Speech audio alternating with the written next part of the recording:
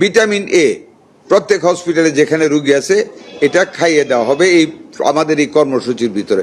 কিন্তু মনে রাখবেন, যাদের টিকা দেওয়া হচ্ছে সুস্থ তাদেরকে কিন্তু ভিটামিন এ দেওয়া হবে না।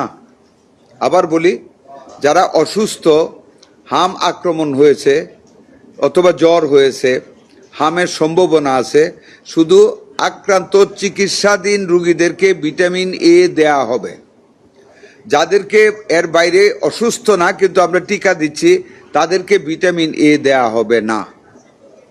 সকাল 9টা থেকে শুরু করা হবে। এই যে আপনাদেরকে আমরা এইজ গ্রুপ বা ভিটামিন এ এটা যেটা আমরা বললাম, এই কথাগুলি আমাদের নিজেদের না, বিশেষজ্ঞ কমিটির পরামর্শক্রমে স্বাস্থ্য নিয়ে যারা ডিল করেন, যেমন ওয়ার্ল্ড ব্যাংক, ইউনিসেফ, এই নিটাকের একটা বিগ ইন্টেলিজেন্ট কমিটি আছে, ওনারা প্লাস আইসিডি ডিআরবির লোক সবাই মিলে যে সিদ্ধান্ত দিয়েছেন, we are going to execute that thing.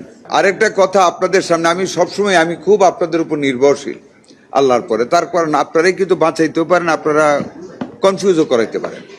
আমি বরাবরই আপনাদেরকে অনুরোধ করছি, আপনারা একটা মেসেজ দিবেন, আমরা কিন্তু আপ্রাণ চেষ্টা করতেছি, ডেথ রেট কমিয়ে আসছে ইনশাল্লাহ, এখন ভ্যাকসিনেশনে চলে যাচ্ছে, আশা করি আমরা ফুল কন্ট্রোলে নিয়ে নিব। আপনারা দয়া করে জাতিকে আপনার একটা মেসেজ দিবেন, আমি তো বলতেছি আমারটা বলবেন, আমার মন্ত্রণালয়ের পক্ষ থেকে বলবেন, আপনারা বলবেন, জাতি যেন আতঙ্কিত না হয়। আমরা করোনার মতন জিনিসকে বিশ্বের যে কোনো দেশের চাইতে আমরা ভালো মেনটেন করেছি আমাদের ডাক্তাররা।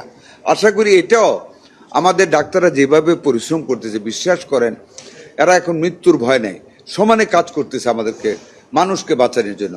দেখেন, আমাদের একটা ভেন্টিলেটর নাই। আমরা এই পর্যন্ত প্রায় কয়টা ডেলিভারি দিয়েছি, আমাদের পাইপলাইনে আছে আরো 20টার মতো ভেন্টিলেটর, যেখানে জরুরি দরকার আমরা ভেন্টিলেটর সাপ্লাই করে দিয়েছি, যে জন্য ডেথ রেটটা 10টা দিয়ে দেওয়া হয়েছে, রাজশাহীতে 5টা দেওয়া হয়েছে।